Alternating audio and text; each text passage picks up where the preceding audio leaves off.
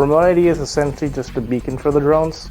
So essentially what they do is anyone can go on an application and let's say they see a drone on site. They want to know who's operating, where it's at.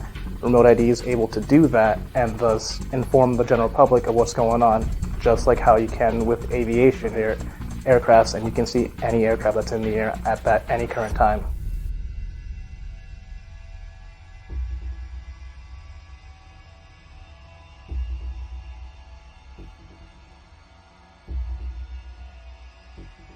You can send your drone into Alpha Drones and we will 100% make sure it is compliant to all FAA specifications with remote ID, and you don't have to worry about it.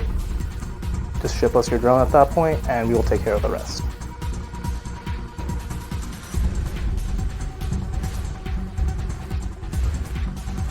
My name is Andres Brito and I'm a commercial drone operator.